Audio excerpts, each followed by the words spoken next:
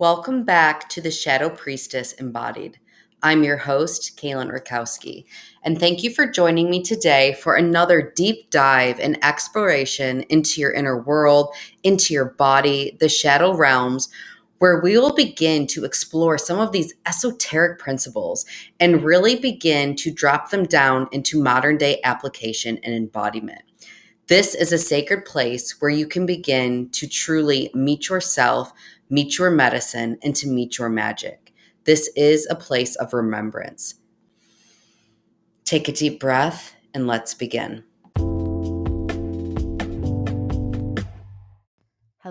Hello, beautiful people, and welcome back to the Shadow Priestess Embodied podcast. So, today you guys are in for a treat. I am sharing with you my new friend, Nancy. And Nancy is a transformational coach and a Bufo priestess who really specializes in integration. Her passion is to empower you on a road back home to your highest self and also to live a life of design emotionally, spiritually, and financially through using sacred tools and soul aligned strategies. And let me just say, this was such a juicy conversation. I left it so lit up, just so inspired, and I know you guys will do the same. So, without further ado, let's dive in.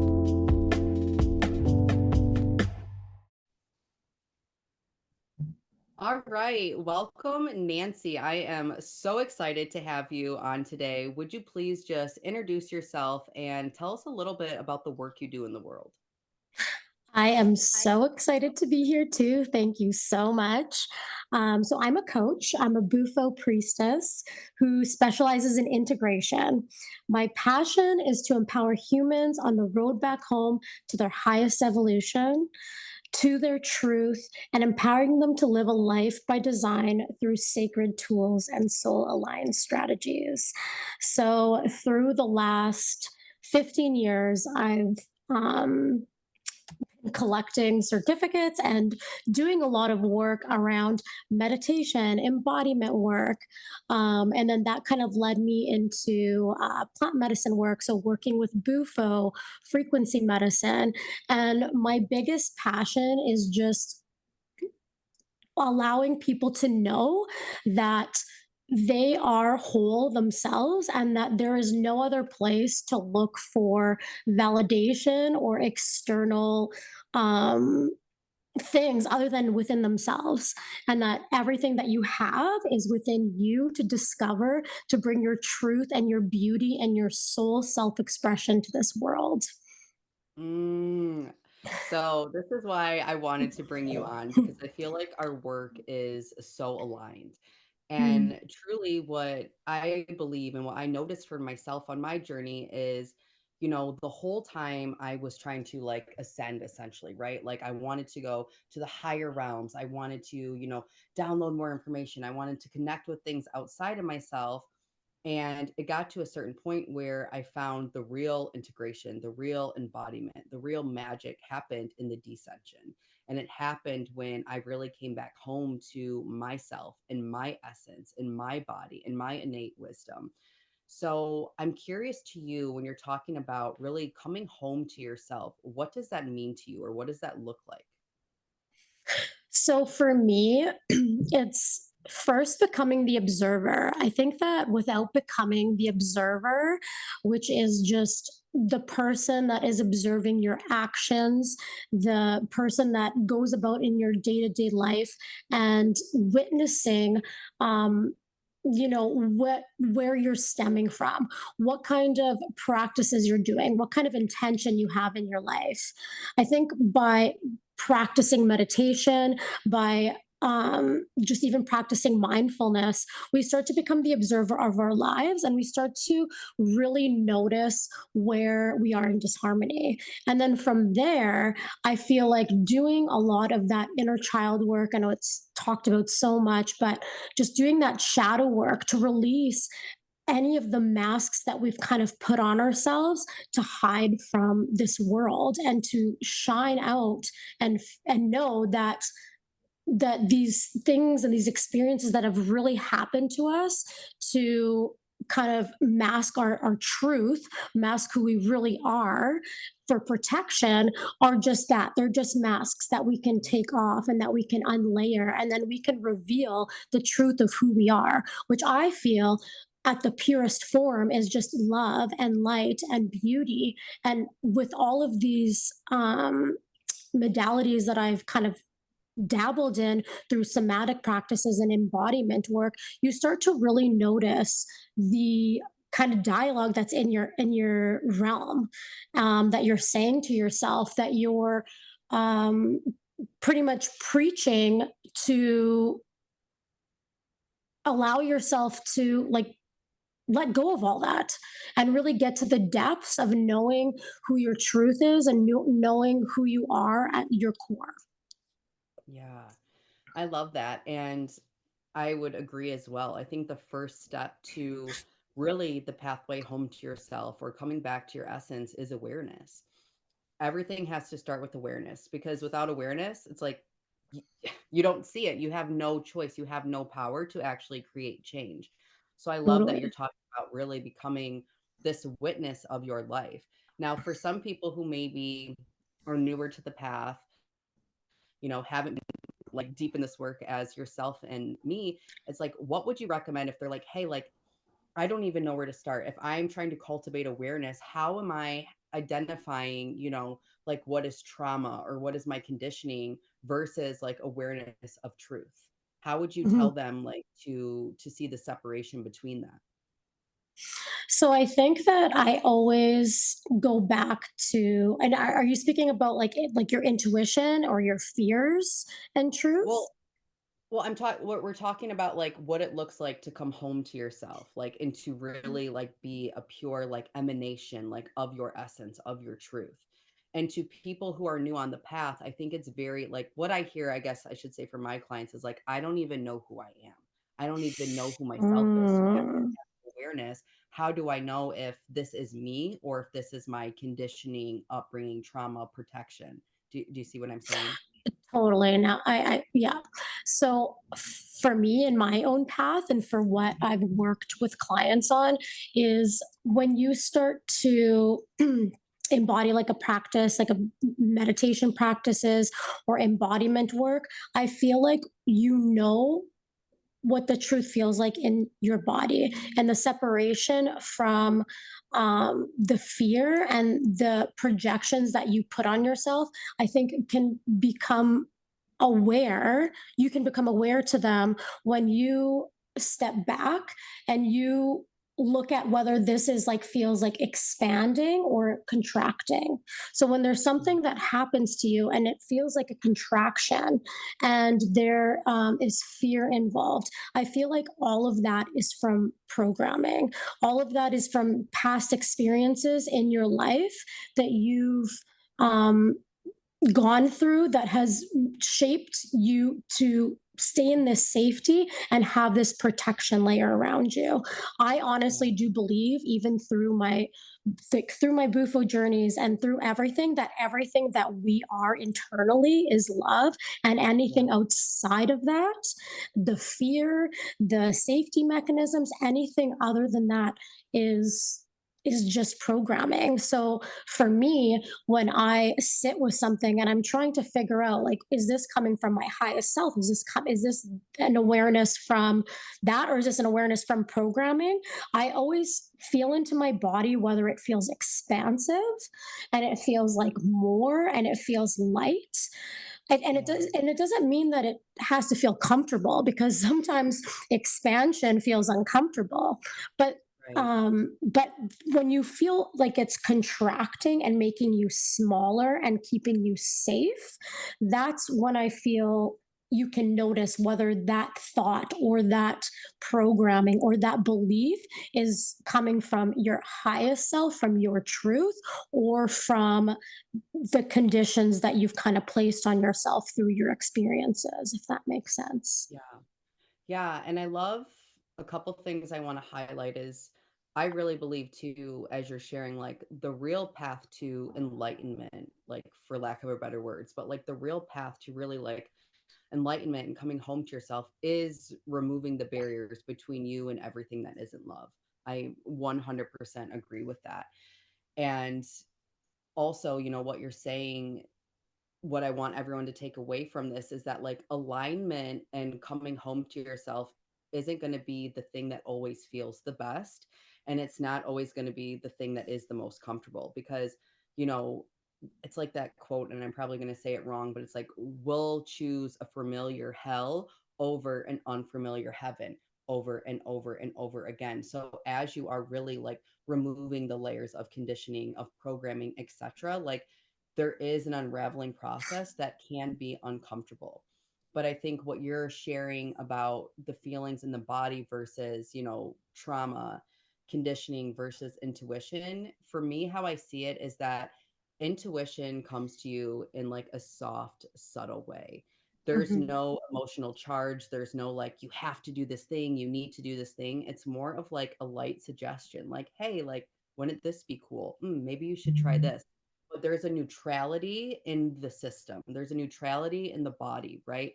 It's not like you're going to hear something, let's say like from a trauma that causes an emotional like spike or activation in the body. So it is very different that way where you can kind of tune in and just notice like what are the sensations in my body? Like where is this coming from? Is there a sense of urgency? Is there a sense of comparison? Is there a time crunch on this? If there is, then guess what, sis? That's not your intuition because that baby's limitless. And she's like, oh, sweetie, like if you don't do it in this lifetime, we'll try again later. Right. So there are different ways that you can begin to like tune into, which voice is really leading the show or where the information is coming from. So I love that you touched on that as well. So, after someone has this awareness or becomes witness to their lives and to their patterns and just kind of who they're being in the world, what would you say is the next step to really coming home to yourself after you begin cultivating awareness? I would say it would be doing that inner child work, doing the shadow work, really bringing, like, shining a light on the characteristics or the things that you don't really like about yourself. Because I feel coming back home is true acceptance of all parts of you. And I don't Mhm. think that we can really come into our truth without being radically honest with ourselves. I see so many times people trying to really push away or deny parts of themselves because they feel that they're not lovable or that they're not the most beautiful pieces to them.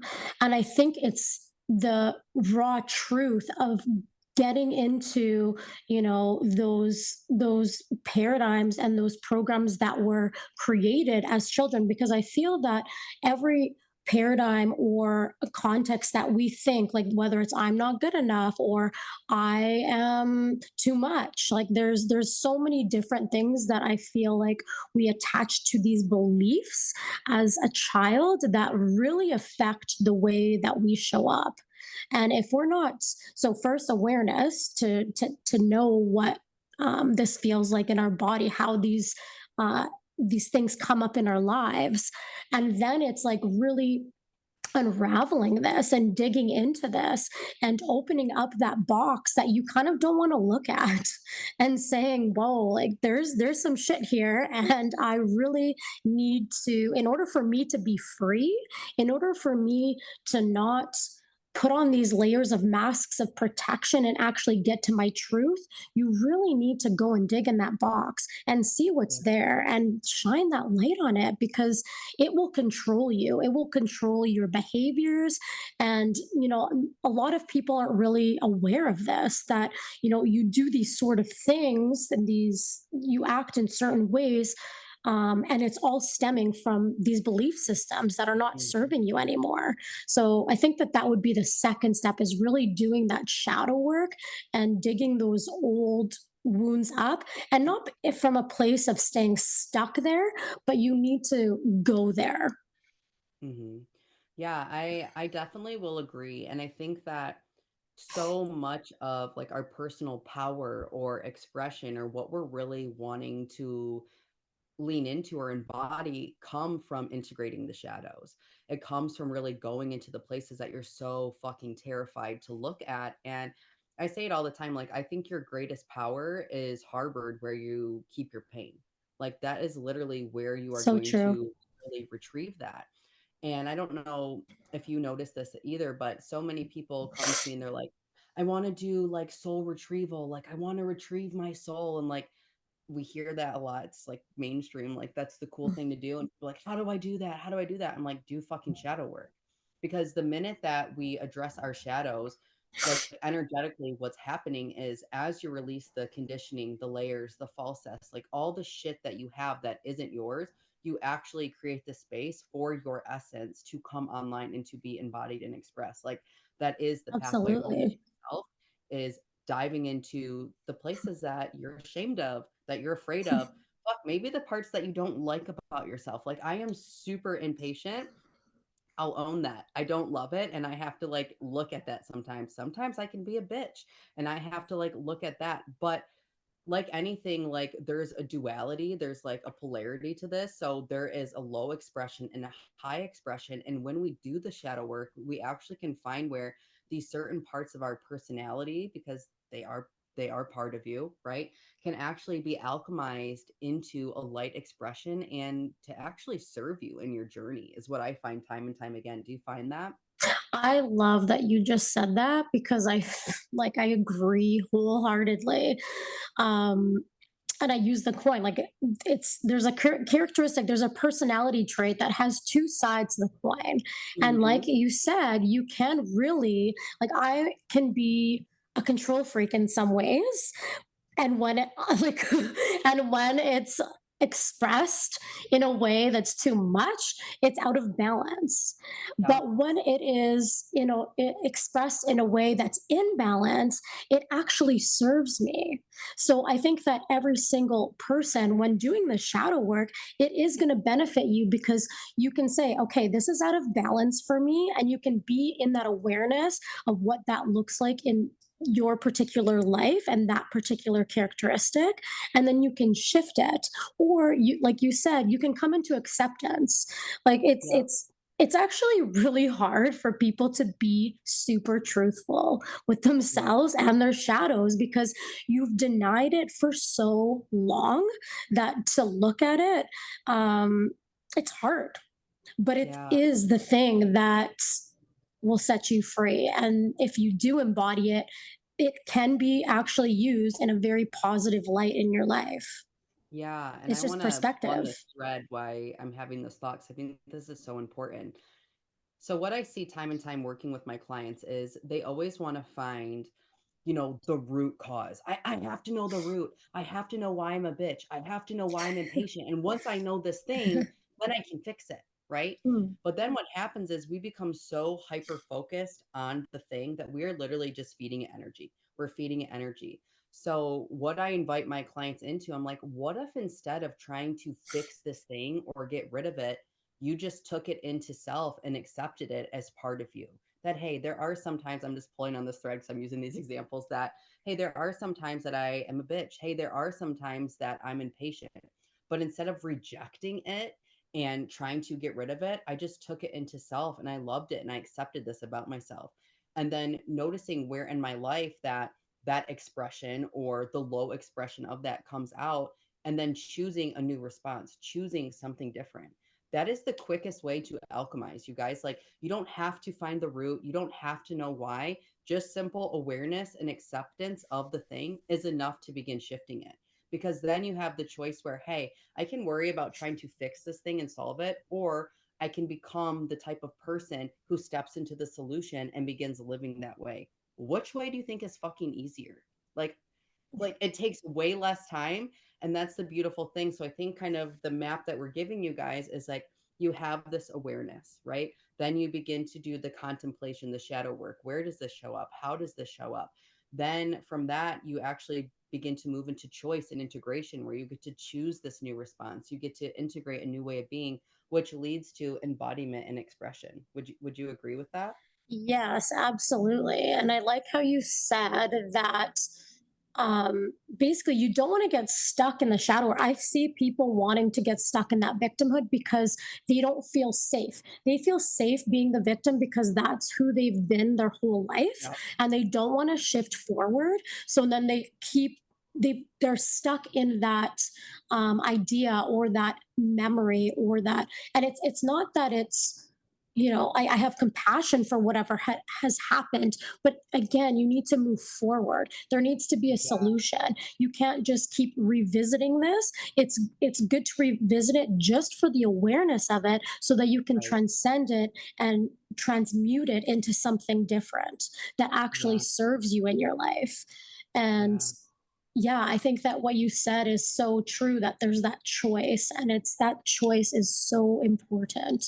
And I Yeah. think that choice is what gives people either the, oh my God, this isn't working, and I've hired this coach and I'm not, it's like there needs to be work put in to want to change. And I think that a lot of people protect themselves because they're actually scared of their success. They're Yeah. scared of becoming the embodied version because that's not where their comfortability lies. They want to Mhm. stay in that comfort zone, and it's uncomfortable because they don't know who that person is. They don't Yeah. know who that person is becoming or what they're capable of. And I find a lot that people are scared of their success. They're scared of who they are when they're unapologetic and bold and in their power. And Yeah. that's another layer of it that I work with people on is activation of their voice, activation of who they are in their power and what that looks like for them, because it is a choice. Mm. I love that you touched on that because everyone's like, "I'm so afraid to fail." Like, why aren't you falling forward on your desires? Why aren't you following your intuition? Because 'Cause I'm afraid I'm gonna fail. And honestly, that's a lie. Nobody's afraid to fail because if you fail, guess what? You're sitting in the same exact spot that you're in, that you're comfortable in, eating bombs, like being the victim. You love it there, right? You're not afraid to fail. You're afraid of what happens if you're truly successful.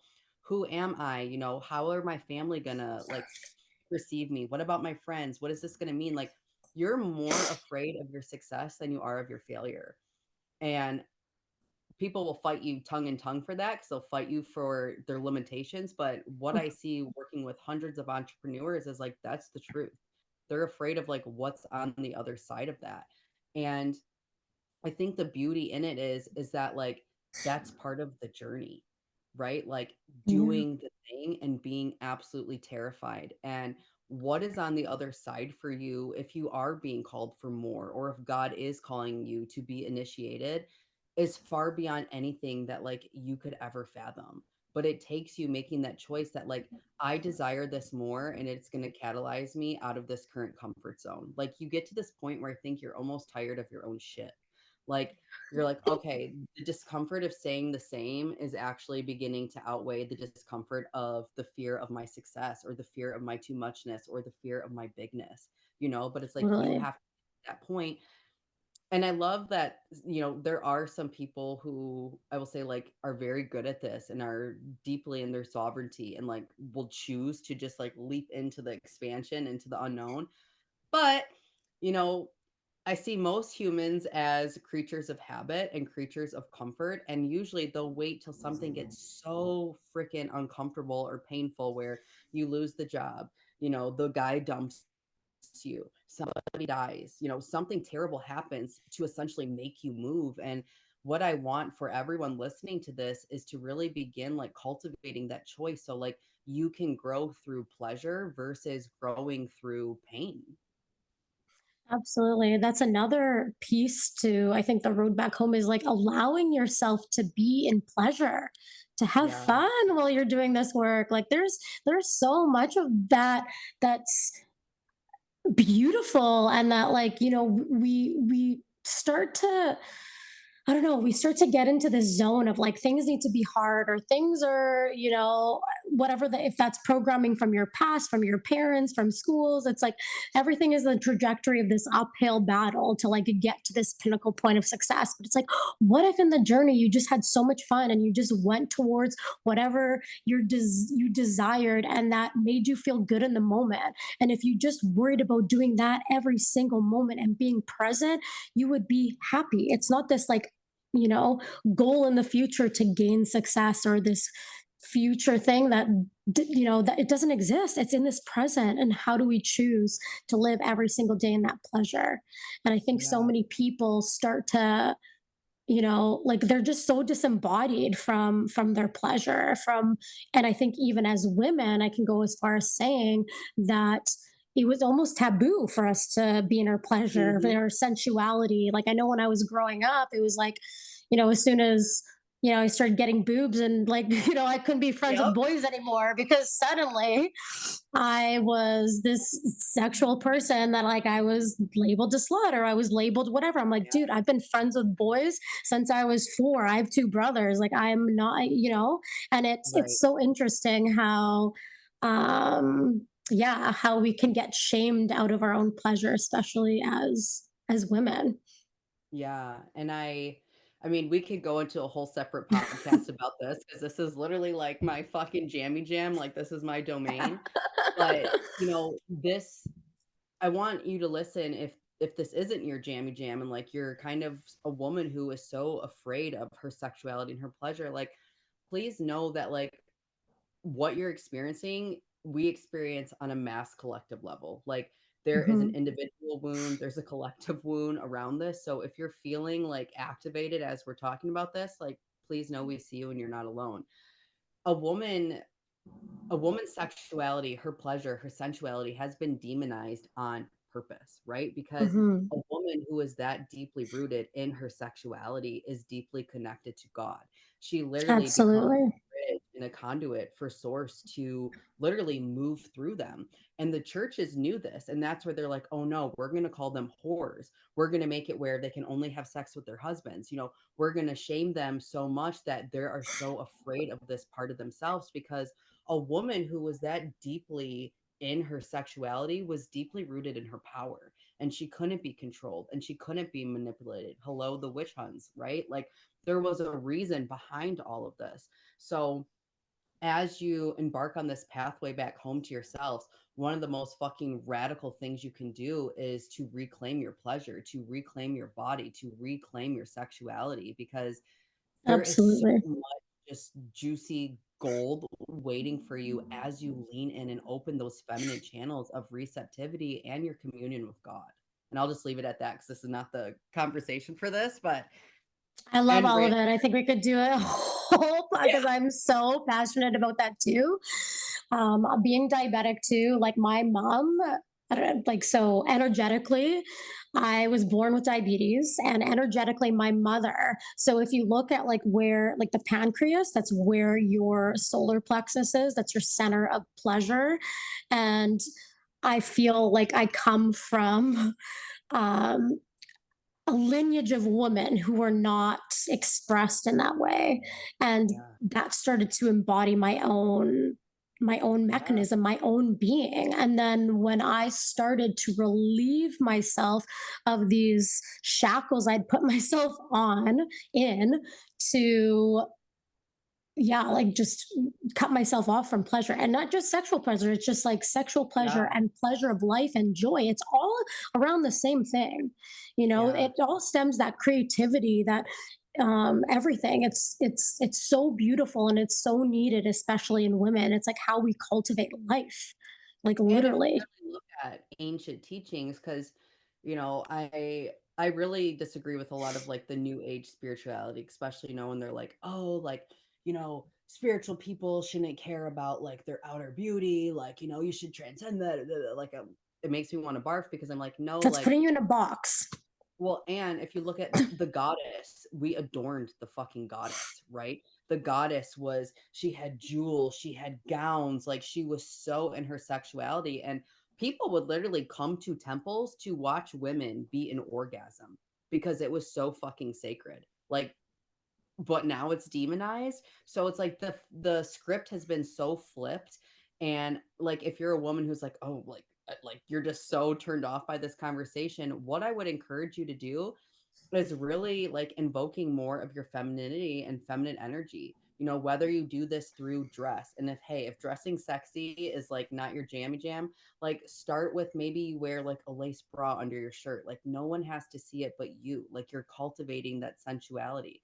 Maybe when you're in the shower, instead of, you can't see me, but, rubbing this body wash on you so aggressively and hard and fast, you slow it down and you feel your body and you caress your body.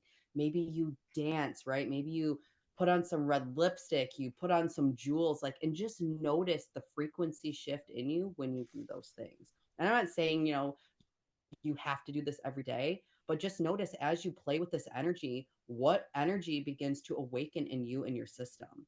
It's literally fucking incredible. Oh, I love all of this because I was that spiritual person back in the day, like 5 years ago. I went from being super like kind of Mala beads, yeah, like, no, like first I was super chachi. I was like, okay, like I was all into getting dressed up and putting makeup on like in high school and stuff. And yep, then when I was on the spiritual path, I started, my meditation practice, became a meditation teacher. I put myself in another box. And I didn't yep, even realize it. I was like, oh, well, I guess these type of people don't care about makeup and don't care about these, getting dressed up and feeling sexy.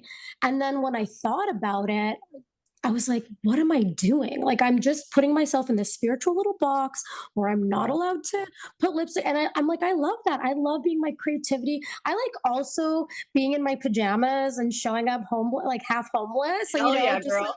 yeah, like I'm like, I sometimes feel sexy in my like pajamas, okay? But sometimes I like to like put on my lipstick, I like to put on my heels, go out and just feel that beauty, and Yeah, I feel it's a sacred art to like put on makeup and to dress up. It's like a expression of yourself, of your art, of who you are. It's so yeah. beautiful. And it comes back again, like, I always like come back to the goddess because I'm very in tune with like the goddess and the priestess path. But you know, a priestess knows that her body is a temple.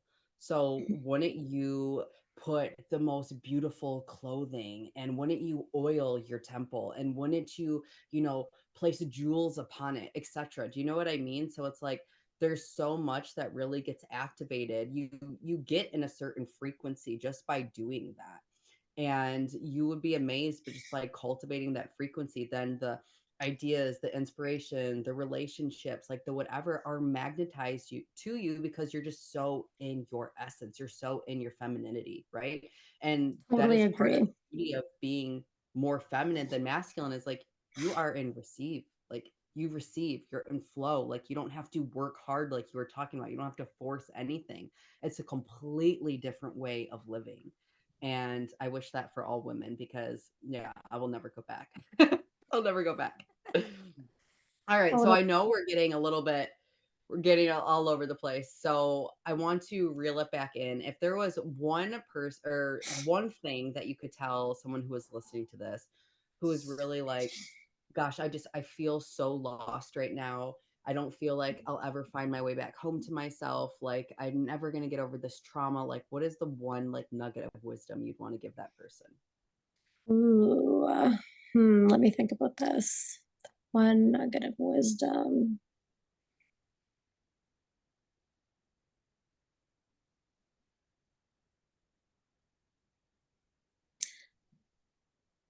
that they're perfect where they're at, Mm, that nothing needs to change except for their acceptance of self.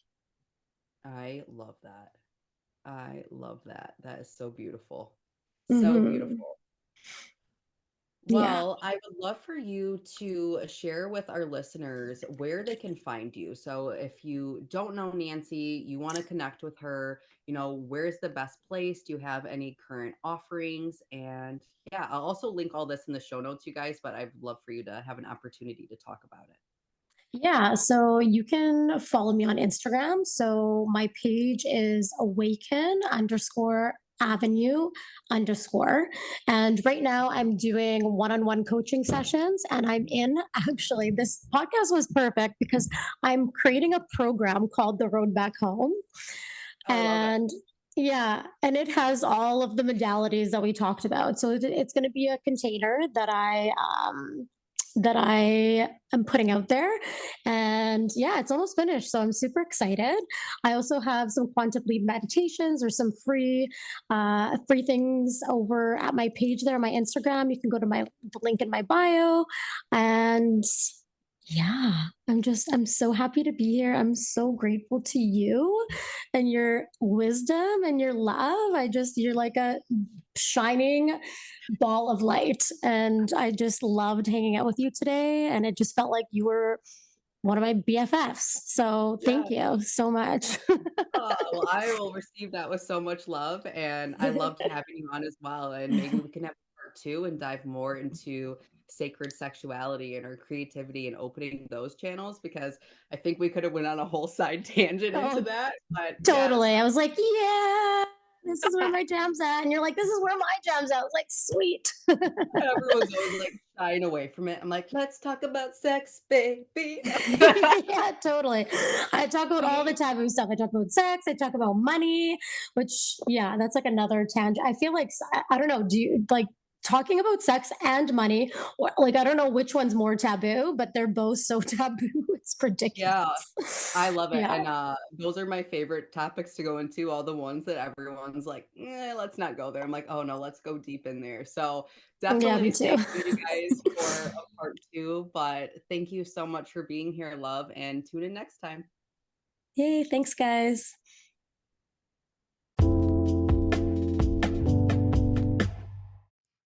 Thank you for joining me today for another episode of the Shadow Priestess Embodied podcast.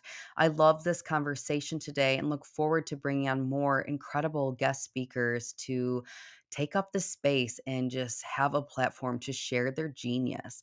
And in the meantime, if you're ready to unlock more of your magic, to find the courage to walk your unique soul led path, then the doors to my group mastermind emergence open November 1st.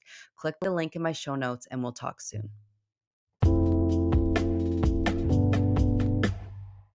Thank you so much for joining me today for another juicy episode of Shadow Priestess Embodied. I absolutely love diving in and having these conversations with you all. If this is an episode that you found intriguing, that you found some nuggets in, please share it with a friend and be sure to subscribe and follow me so you can be present for all of the upcoming transmissions, activations, and downloads that I'll be bringing to our community.